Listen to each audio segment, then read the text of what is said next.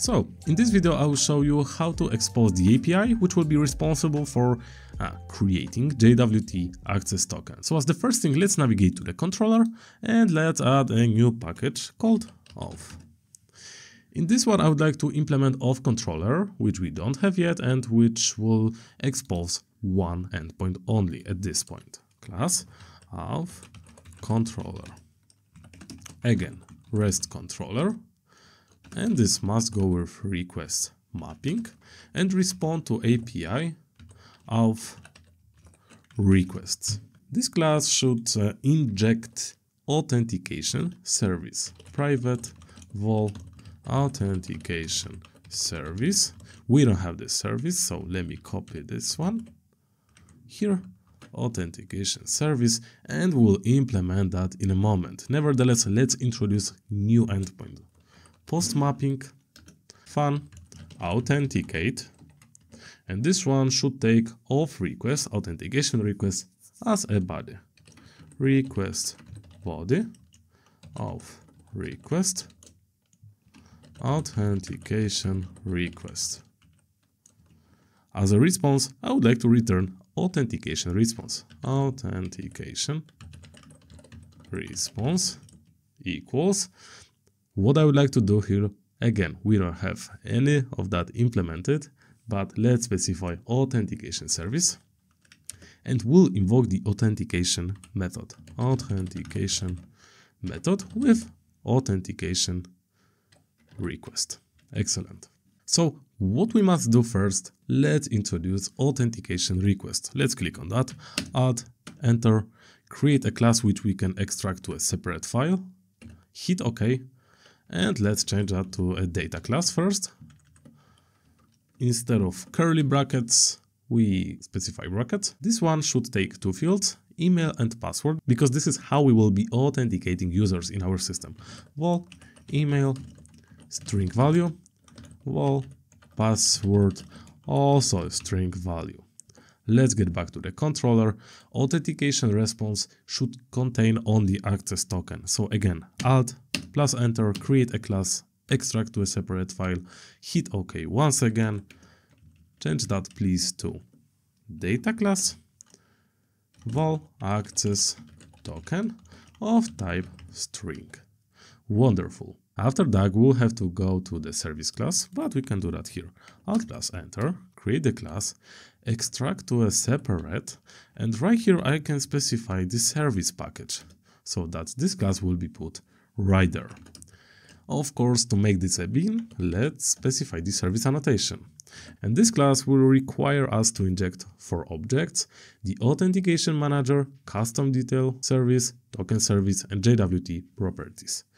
Let's start with the first one, vol auth manager, and inject authentication manager. Authentication manager. Following, let's add user detail service, private val user detail service of type custom user detail service. With that done, let's introduce token service, private val token service of type token service, and lastly JWT properties class, private val JWT properties class. Wonderful. So let's get back actually the controller. I wanted to show you in this video how to create methods classes the opposite way. You can see I can do everything with shortcuts. Alt plus enter, create a member function. You can see I don't have to do that manually, and this code is added to our authentication service. Nevertheless, what we would like to do here, firstly, we'll invoke the authenticate method from authentication manager. If the email and password values don't match with any of the users in our system, the authenticate method will throw authentication exception and the API will return 403 forbidden. So let's start everything with that.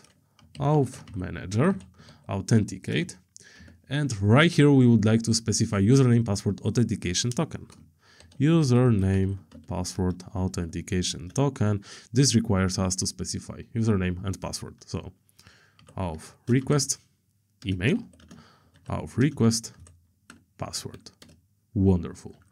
Again, at this point, if these two values do not match any value in our system, it will throw 403 forbidden.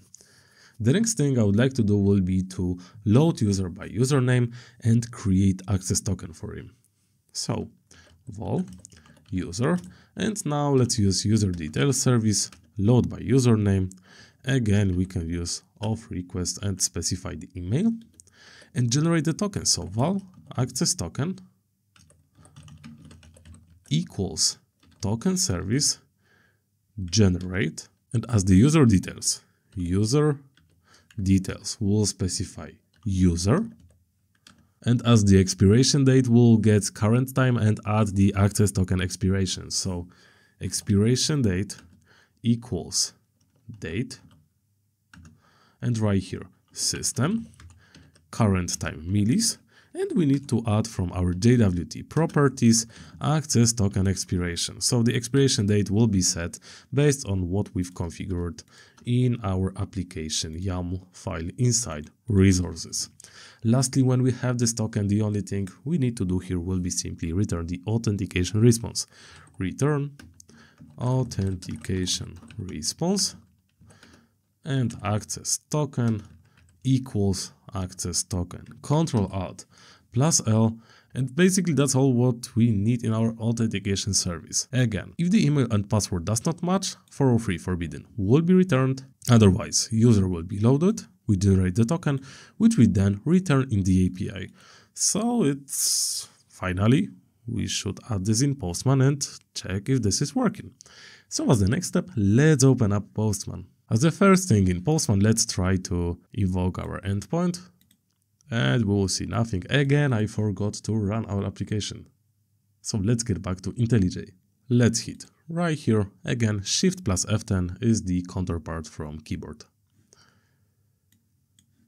As we can see that the application could not start because the specified key byte array is 24 bits, which is not secure enough for JWT algorithm. So to put it simple, we must update our configuration and specify a bit longer key. I will add a few times, apply, OK, and let's try rerun once again. This time it should be working as expected. Wonderful. We can see that there is no automatically generated password, which means that our custom implementation is taken into consideration instead of the default one, which is good. We can see that Tomcat started at 8080 port, so we can get back to Postman. Again, as the first thing in Postman, let me try to hit the endpoint. I should not see anything. 403 forbidden. Wonderful. As the next thing, let's create a new request. Copy the create user, paste it, and let's call it auth. This will call the /API/auth endpoint, and as a body it must take email and password. So at this point we don't have this user in our application, which is good, and we should not be able to authenticate, right? And we are not. 403 forbidden. The user with such details was not found in our code base. However, if we try with email1 gmail.com and pass1 email1 gmail.com and pass1, we should get some token, right? Wonderful. Now let's copy this token and see if we will be able to get all users. Unfortunately, we should not be able because this user is not the admin, right? Get users, authorization, better token, hit send. 403 forbidden. When it comes to the articles, /API article, we should be able to see them now, right? No token, forbidden. Get the better token, copy the value, hit send. Wonderful, we can see that we can access that. So let's try to now authenticate as the admin user, password 2. Wonderful, it's invalid password for email 1. Let me update that. Excellent. This time we have the admin user, so I should be able to get both articles, correct one, and I should be able to get all users. Wonderful, so just like we wanted, the user's endpoint are accessible only for admin users and not for standard users, which is the correct authorization implementation here. When it comes to the articles, regardless of whether you're admin or you are standard user, you can access this endpoint. Excellent. Now, Let's try to create a new standard user. I'll call it 1gmail.com, pass 123. Without any token, we should be able to create a user. Okay, we are. Now let's try to authenticate. Here, 123 was the password, right? Excellent.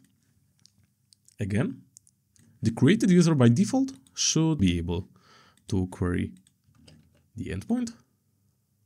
Excellent. For articles, and should not be able here. Forbidden. Wonderful.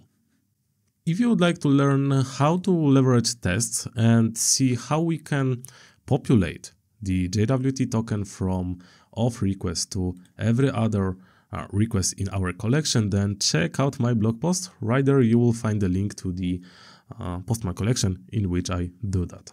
Nevertheless, that's all for this video, in which we saw how to secure our API with JWT tokens, how to generate them, and how to implement authentication and authorization filters.